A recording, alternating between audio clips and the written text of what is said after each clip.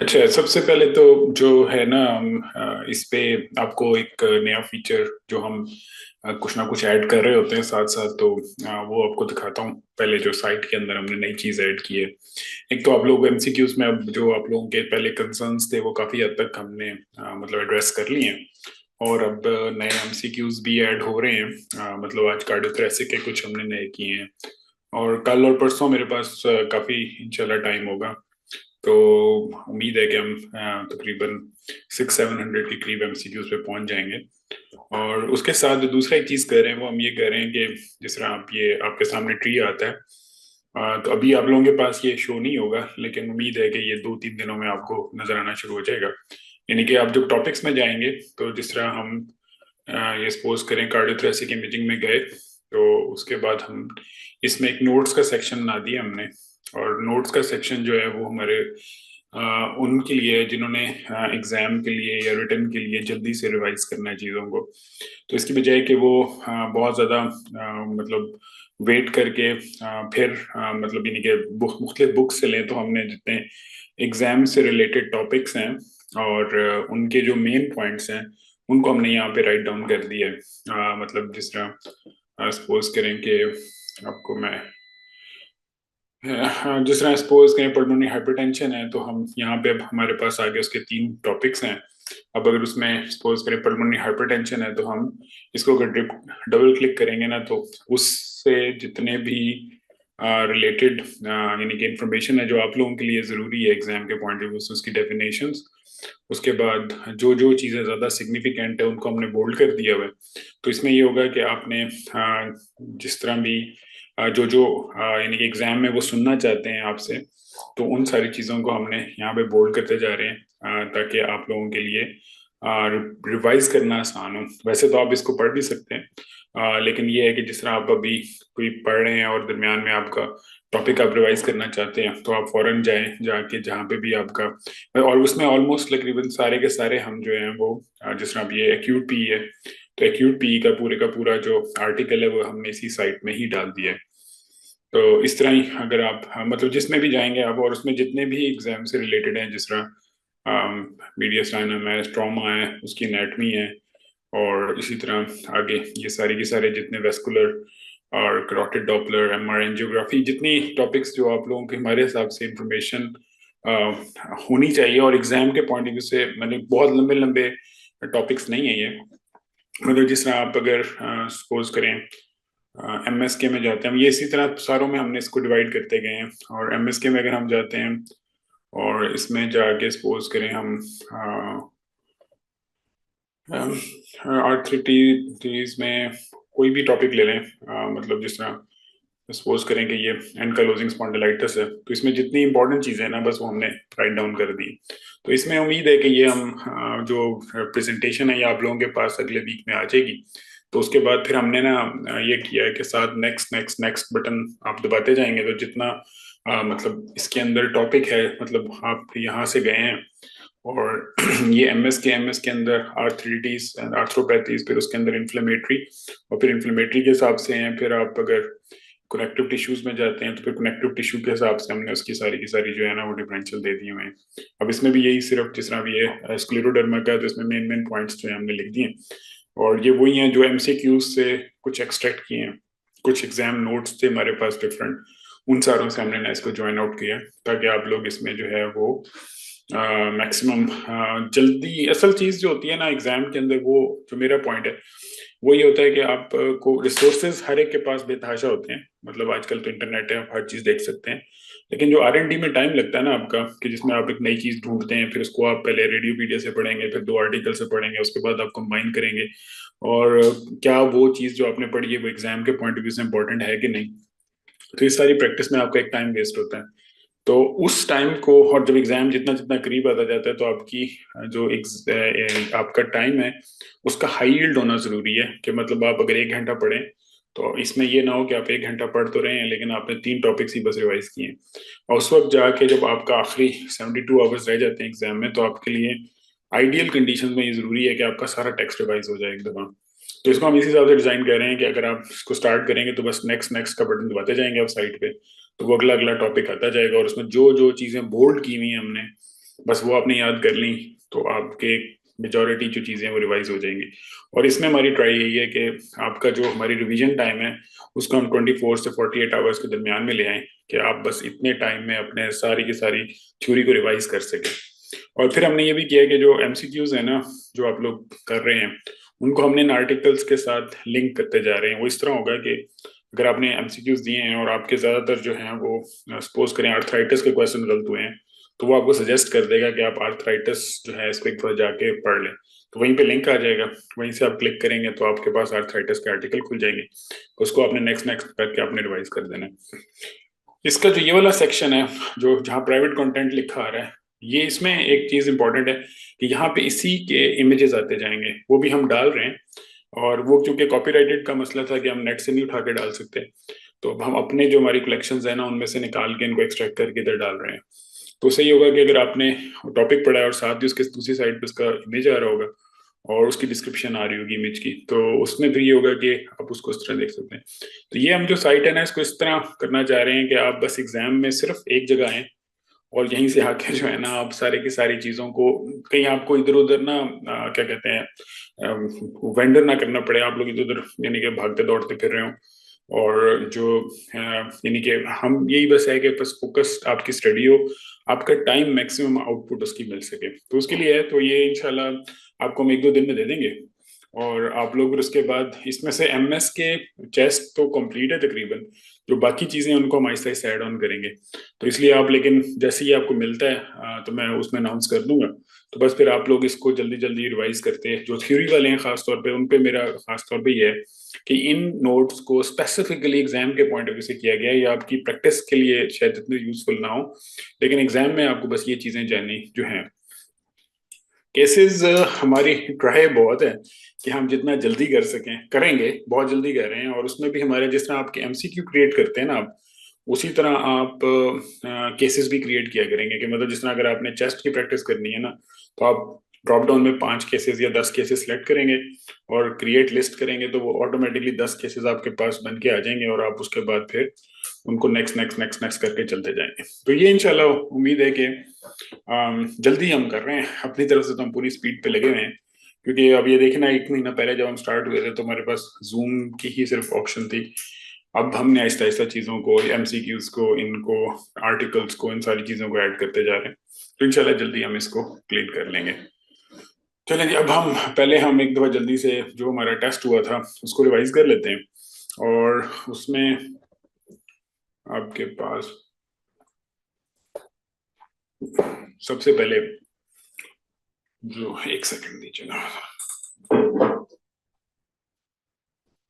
अच्छा, ये केस था, इसके अंदर जो पहला क्वेश्चन था आप लोगों का, और उसमें जो इम्पोर्टेंट फाइंडिंग थी या जो उसमें सबसे ज्यादा इम्पोर्टेंट आपका था कि इसमें आपका जो लेफ्ट एट्रियम था और इसकी इनलार्जमेंट हुई थी काफी सिग्निफिकेंट। ठीक है, तो जो अब एक तो आपको ये फाइंडिंग थी कि लेफ्ट एट्रियल इनलार्जमेंट थी, और दूसरी फाइंडिंग जो उसमें उससे ज्यादा सिग्निफिकेंट थी वो क्या थी कि जो आपका एट्रियल वॉल है उसमें कैल्सिफिकेशंस है।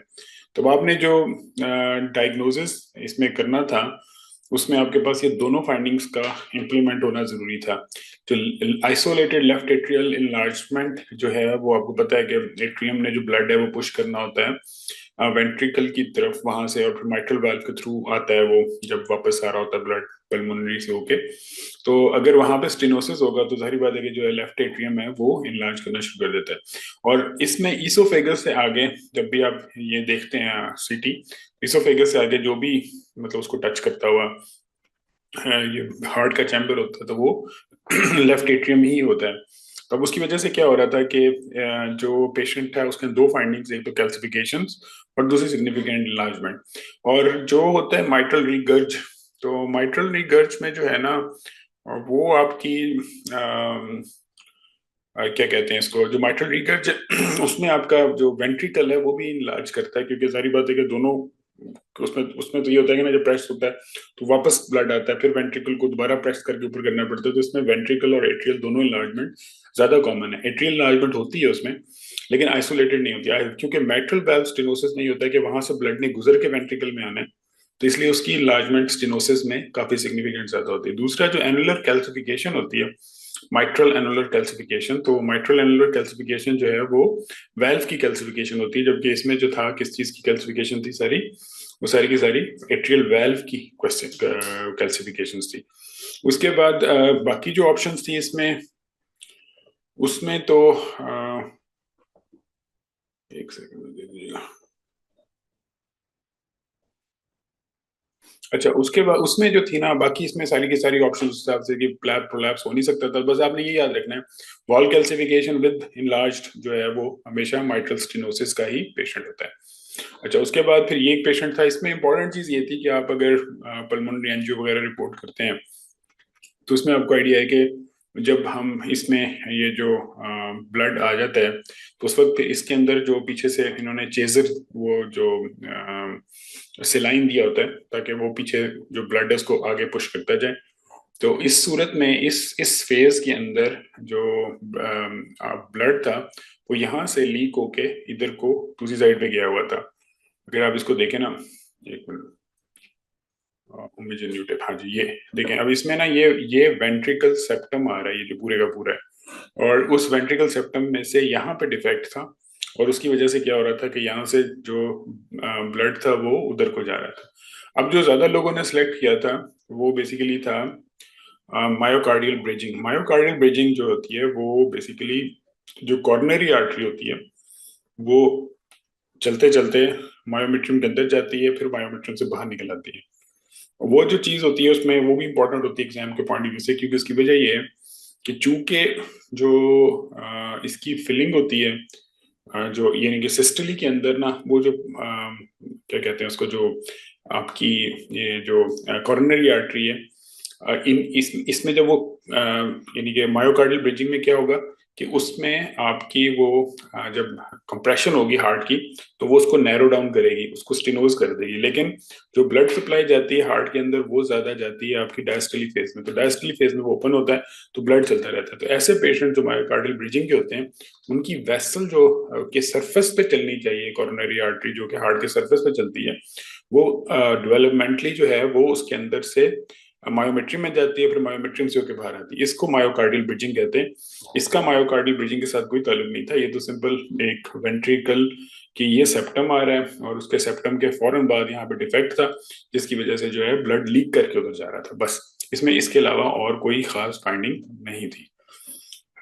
अच्छा, उसके बाद बाकी पीडीए, आपको पता है कि पीडीएस लेवल पे तो नहीं होता, वो तो ऊपर जहाँ पे एओर्टा और पल्मोनरी आर्टरी के दरमियान में डायरेक्ट उसका होता है, और एएसटी भी इस जगह पे नहीं होता। एएसटी ये एट्रियम्स का, जहाँ पे ये जो एट्रियल दोनों हैं, अगर एएसडी होता तो यहाँ से ब्लड नहीं इधर को जाना था।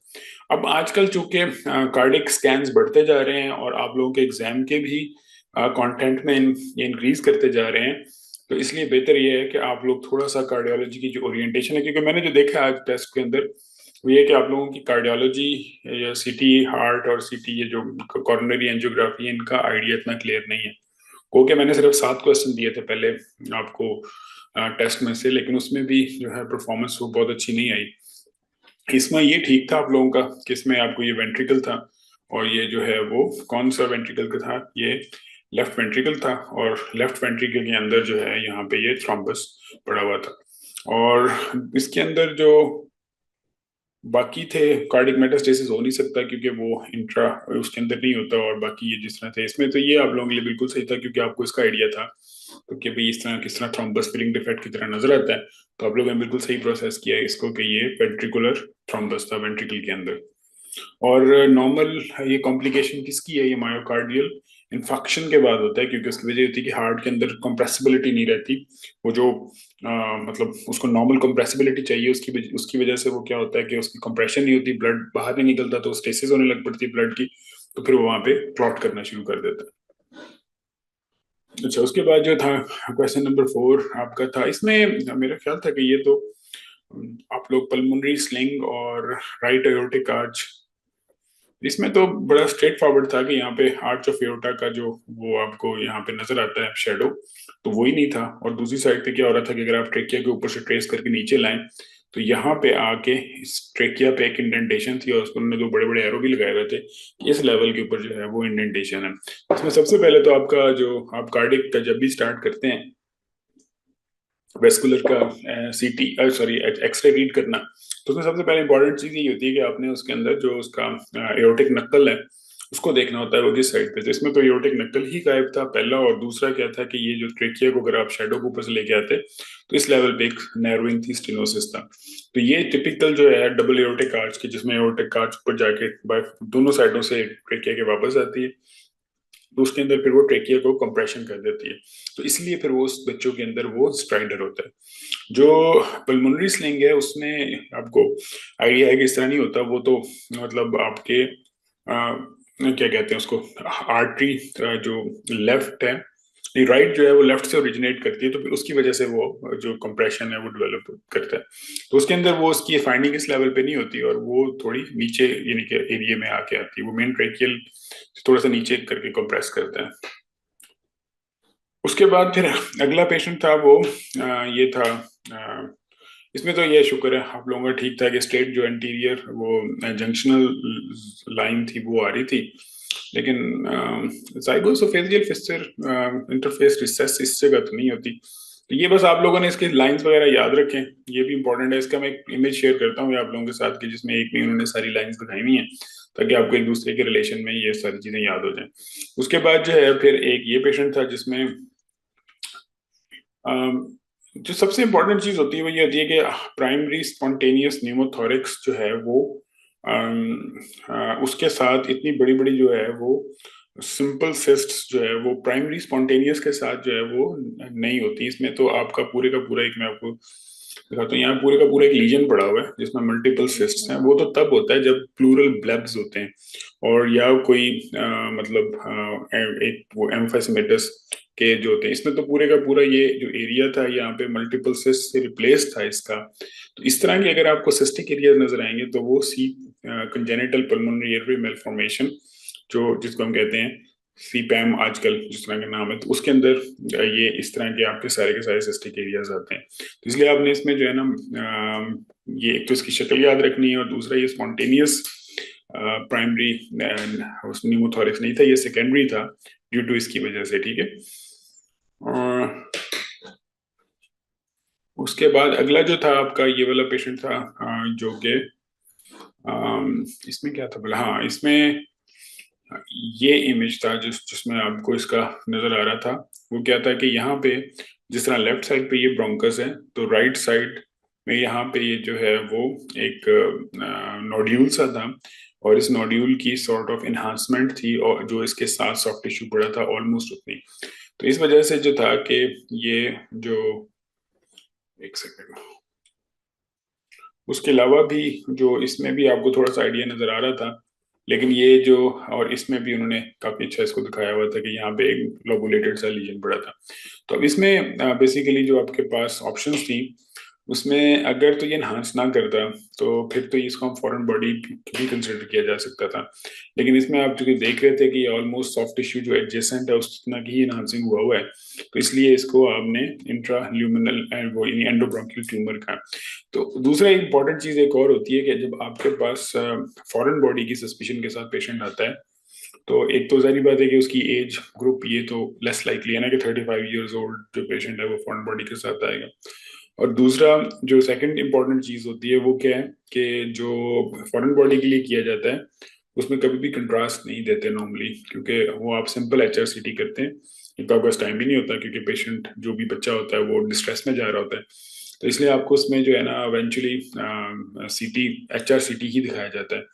अगर विद कंट्रास्ट आ रहा है ना तो इसका मतलब ये है कि इनिशियली कुछ ना कुछ वर्कअप हो चुका हुआ है और अब ये कुछ सेकेंडरी चीज ढूंढना चाह रहे हैं। तो इट्स लेस लाइकली कि वो अनलेस के ट्रॉमा पेशेंट ना हो एक्यूट इमरजेंसी में या निमोथोरिक्स इस तरह की चीजों के लिए वो नॉर्मली CT चेस्ट वगैरह नहीं दिखाएंगे, वो सिंपल HRCT या विदाउट चेस्ट जो वो विदाउट कंट्रास्ट जो है वो आपको दिखाते हैं।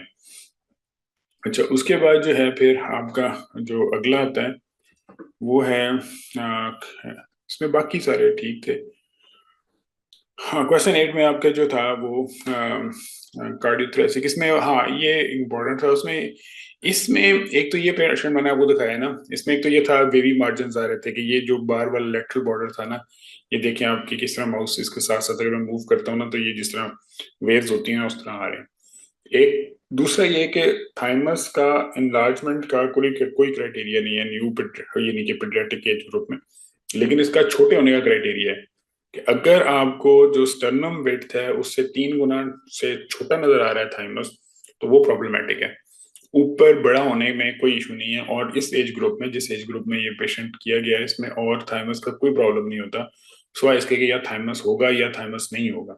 अगर नहीं है तो फिर वो एक सिंड्रोम है मेरा डाइजॉर्ज या इस तरह का, जिसमें थाइमस होता ही नहीं है।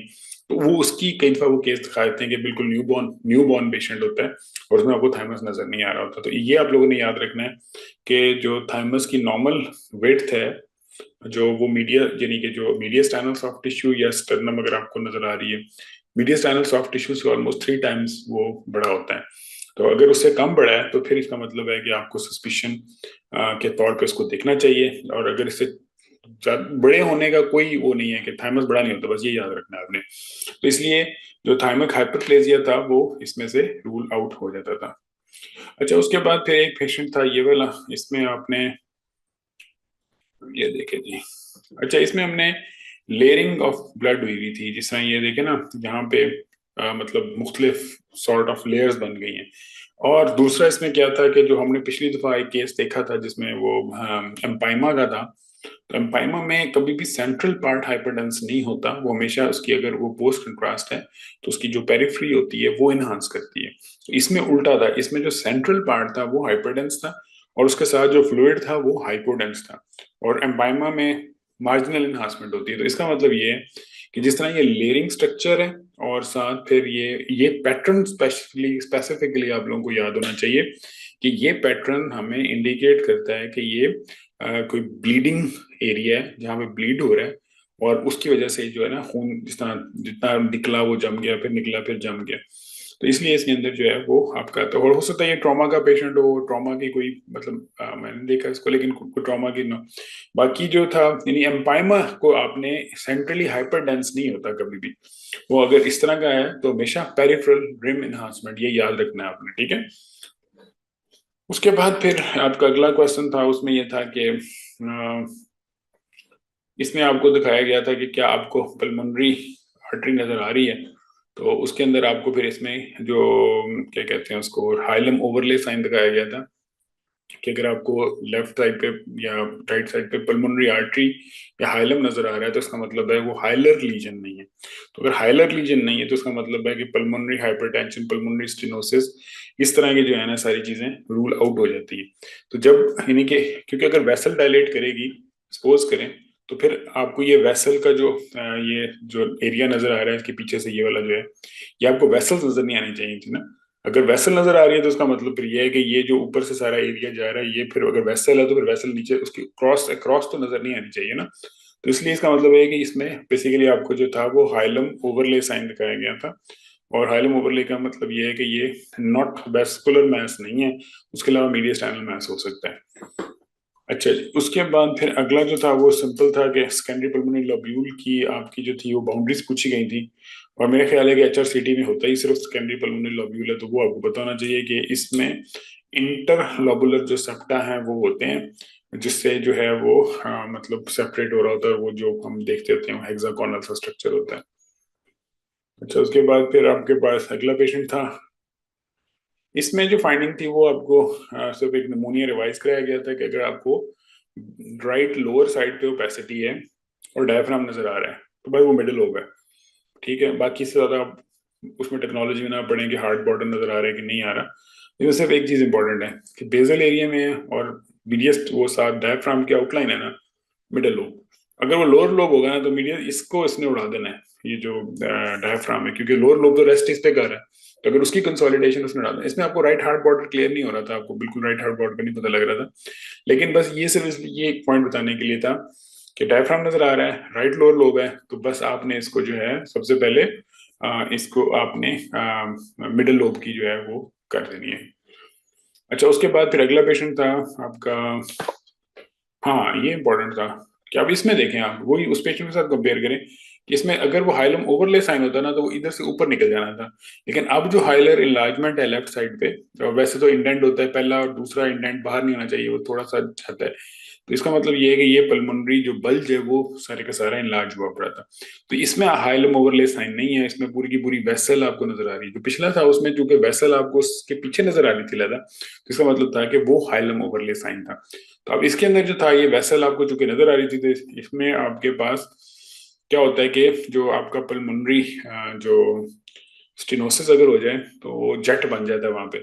तो जेट जो है वो जो राइट आर्टरी है वो तो 90 डिग्री टर्न लेके इधर को निकल जाती है। उसके जो सामने प्रेशर बेयर करने के लिए जो चीज रह जाती है वो क्या होती है, मेन पल्मोनरी ट्रंक का कुछ पार्ट और लेफ्ट पल्मोनरी आर्टरी। तो इसमें प्रॉब्लम ये होता है कि चूंकि इसका जेट आके इस तरह स्ट्राइक कर रहा होता है, तो उसकी जो लेफ्ट पल्मोनरी आर्टरी है उसको डायलेट कर देता है पल्मोनरी स्टेनोसिस की वजह से। लेकिन जो राइट आर्टरी है वो उसके प्रेशर के जेट से बाहर निकल जाती है रूट से। तो राइट पल्मोनरी आर्टरी इसमें अगर आप देखें तो आपको ये आइडिया होगा कि जो राइट पल्मोनरी आर्टरी है वो तो ठीक जा रही है, लेकिन जो मेन ये है या एओर्टा से आप कंपेयर करें तो मेन और जो लेफ्ट है ये दोनों इनलार्ज है, और उसकी रीजन ही वही जेट की है कि जो जेट है वो उसने सारा काम इनका खराब कर दी। तो ये इसमें आपने याद रखना है कि अगर आपको इस तरह आइसोलेटेड फाइंडिंग मिले तो इसमें आपकी पल्मोनरी स्टेनोसिस जो है वो मोस्ट लाइकली इसके अंदर कॉज है। तो उसके बाद ये था, ये इसलिए मैं आपको दिखाया है कि इसमें टेक्निकली तो आपको ये सारे के सारे वेल्व्स का अंदाजा होना चाहिए, लेकिन अगर आपको इस तरह के वेल्व्स नजर आ रहे हैं तो फिर ये मोस्ट लाइकली कोई पेशेंट रूमेटिक हार्ट डिजीज का है जो बचपन में जिसको मल्टीपल वेल्व्स इन्वॉल्व हो जाते थे और उसके बाद फिर एंडोकार्डाइटिस उसकी वजह से सारा कुछ हो जाता था।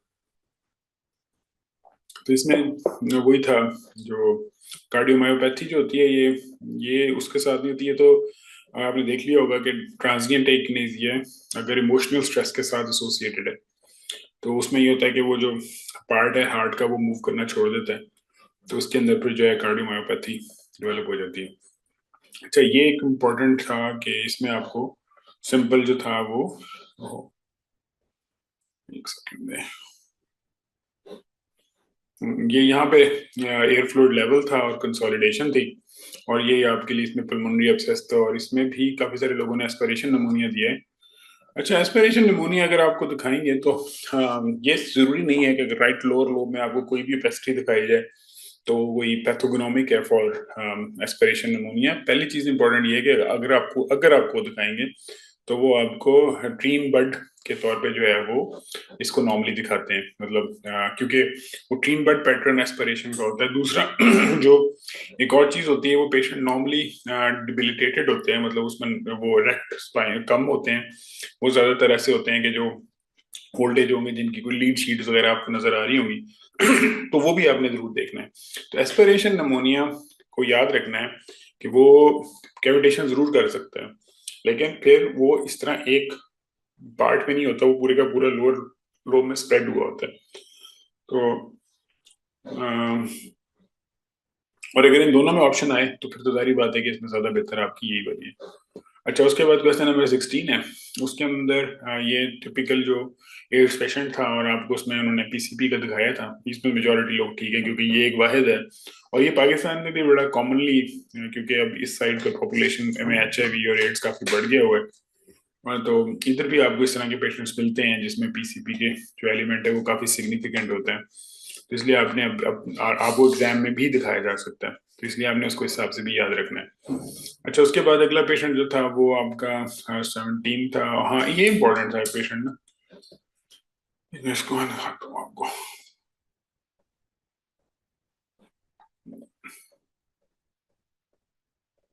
अच्छा जी, इसको मैं बड़ा करके दिखाता हूँ, ठीक है। अच्छा, ये देखें, इसमें अगर आपको जो ओपेसिटी है वो इस तरह वेज शेप नजर आए ना, जिस तरह ये देखें वेज बन रहा है पूरा का पूरा, और साथ फिर इसके वो पूरा फ्यूजन है, और फिर साथ जो है इसके ग्राउंड ग्लास है इसका भी एरिया है। तो ये वेज शेप ओपेसिटीज में आपने हमेशा याद रखना है कि इसकी पहली जो डीडी है ना उसमें आपने हमेशा इंफाक्ट देना है। ठीक है, यानी pulmonary infarct। तो अब इसमें प्रॉब्लम क्या था कि इसमें उन्होंने आपसे पूछ लिया था चार चीजें कि इनमें से बाद में फर्दर प्रोसीड कैसे करना है। तो एक ग्रुप था, उसमें ये लिखा था कि oral antibiotic with post treatment radiograph to ensure resolution. लेकिन इसमें वो तब देते हैं जब आपका पेशेंट एक तो 60 ईयर से ज्यादा हो, और फिर उसके बाद आपको ये वाली स्टेटमेंट सुनाई जाती है कि जी इसके बाद ये हुआ था वो हुआ था। लेकिन इसके अंदर जो सबसे ज्यादा इंपॉर्टेंट चीज थी वो इसकी शेप थी कि अगर ट्रायंगुलर शेप है और वो वेसल की तरफ आ रही है तो आपने इसको याद रखना है कि वो पल्मोनरी एंजियोग्राम या पल्मोनरी। और फिर इस पेशेंट के अंदर तो उन्होंने ये भी कहा है कि जो है ना सेगमेंटल पल्मोनरी आर्टरी डिफेक्ट्स भी मिले थे कि उसमें सारे के सारे आगे हुआ। तो ये सिर्फ इसलिए था कि आप लोगों को पल्मोनरी इन्फेक्शन की जो HRCT पिक्चर है उसका ही बताओ कि उसमें क्या क्या फाइंडिंग्स होंगी। वेज शेप ओपेसिटी होगी जो कि सेंटर की तरफ मतलब नैरो डाउन कर रही होगी, एफ्यूजन होगी, और साथ ग्राउंड ग्लास का भी पैच पड़ा होगा। तो ऐसे पेशेंट्स के अंदर आपने डी डायमर पूछना है, क्या क्या इसका डी डायमर हुआ है। और अगर वो डी डायमर नहीं हुआ हो तो फिर आप कहेंगे GCTPA करें, इसको हम ना उसको रूल आउट करना चाहते हैं। उसके बाद जो है ना फिर अच्छा, ये मेरा ख्याल था कि आप लोग इसको कर लेंगे, लेकिन ये देखिए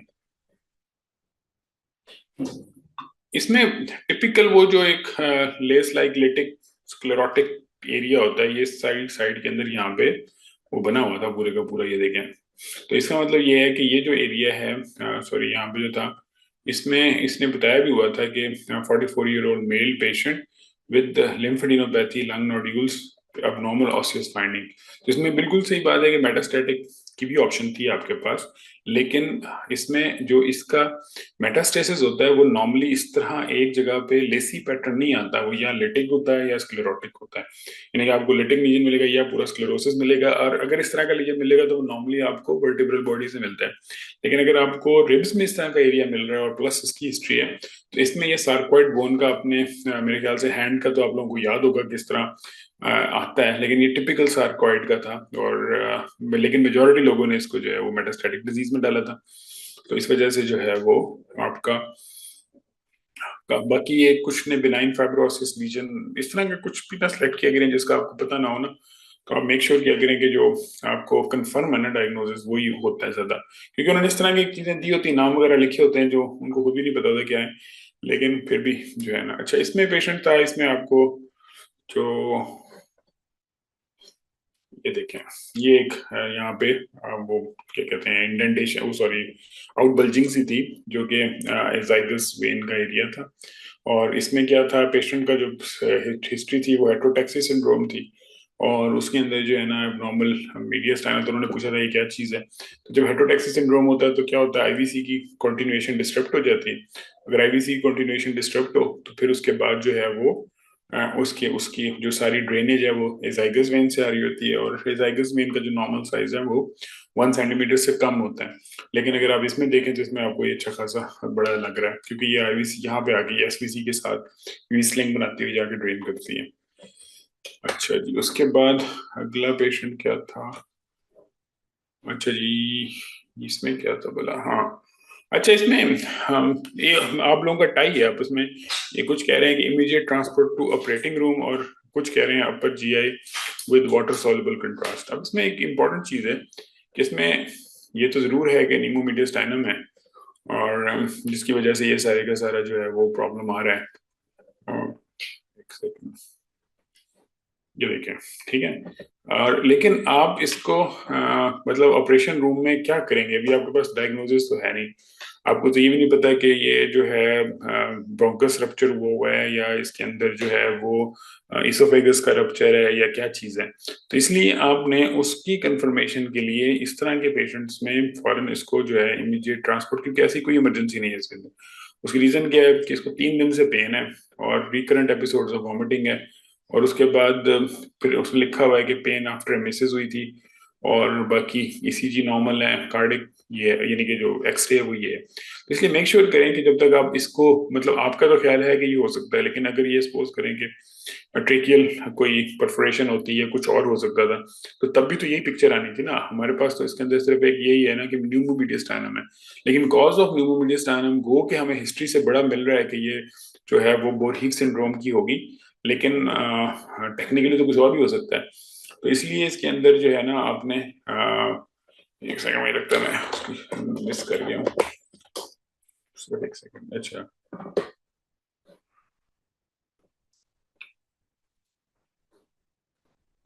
एक सेकंड सिर्फ।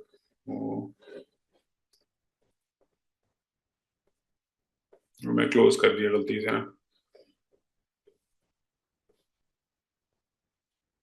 आप लोग तब तक वाइवे के लिए प्रिपेयर हो जाएं साथ साथ, क्योंकि आखिरी दो क्वेश्चन रह गए हैं।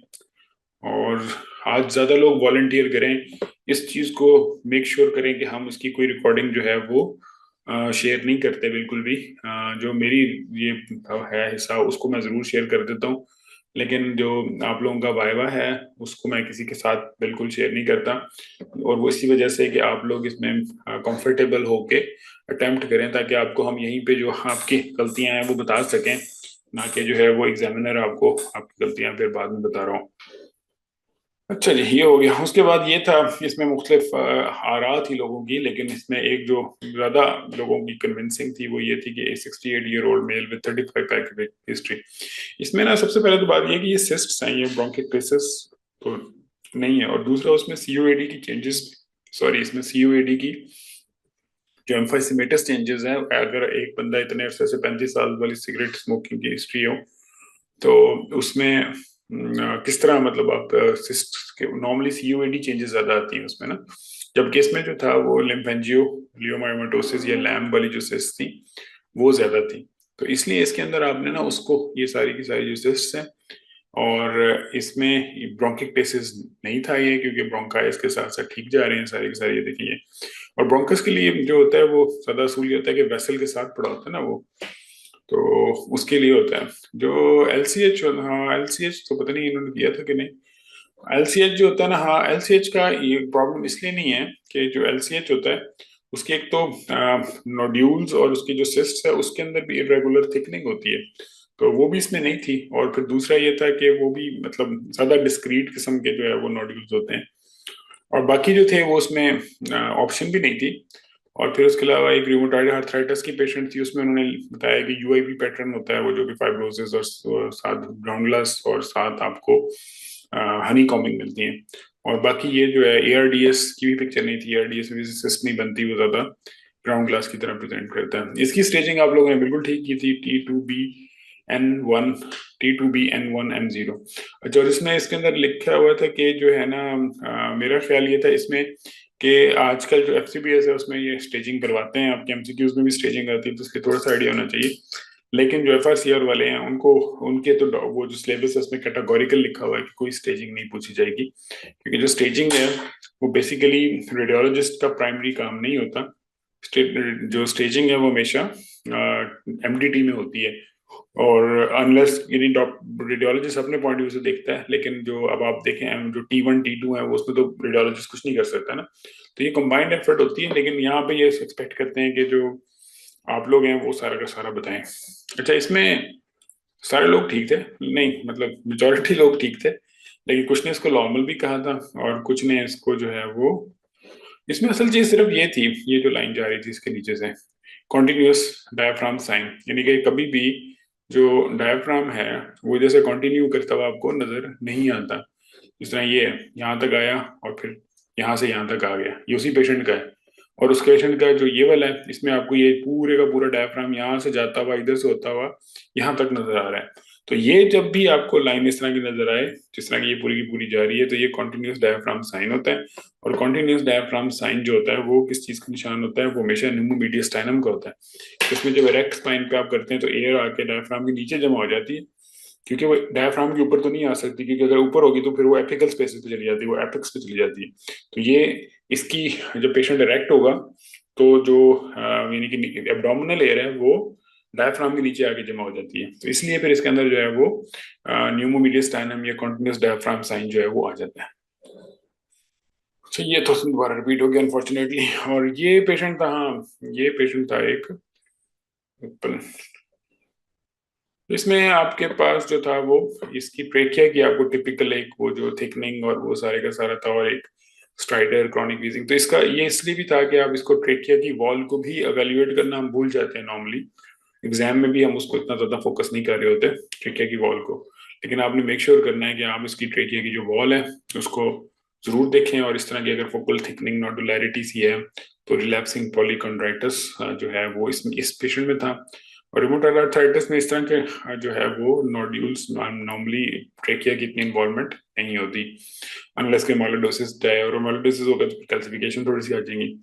और इंट्यूबेशन में भी इस तरह नहीं होता, वो फोकल स्ट्रक्चर होता है ट्रेकियल ना, वो यानी कि वो चूंकि इंजरी हुई होती है ना तो वहां पे फिर फोकल नैरोइंग आती है, और वो अगर आपको दिखाएंगे तो वो आपको कॉर्नल सीटी दिखाते हैं इसका ट्रेकिया का। उसमें आपको वो आके जिस जगह पे उसकी टिप होती है ना प्लेस कराना से ऊपर, तो वहां पे वो चूंकि वो हर रेस्पिरेशन के साथ मूव कर रही होती है तो वहां पे इंजरी करती है, तो वो जो इंजरी वाली जगह है वो थोड़ी सी नैरो डाउन कर जाती है। और ये थे आपके 25 क्वेश्चन। और आप लोगों के आती है बारी।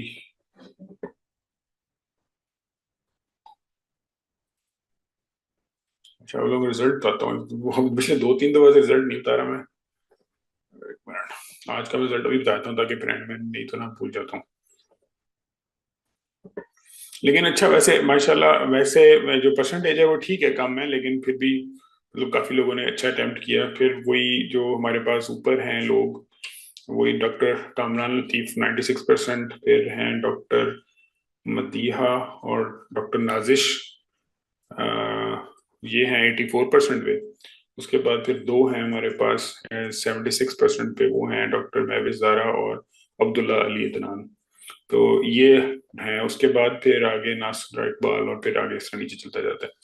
लेकिन इसकी जो कट ऑफ बन रही है, मतलब जो मतलब जहाँ पे हम कहेंगे कि मिड पार्ट बन रहा है, वो ऑलमोस्ट 50% है। तो 50% का मतलब ये है कि काफी सारे लोग उससे नीचे भी हैं और काफी सारे लोग उससे ऊपर भी हैं।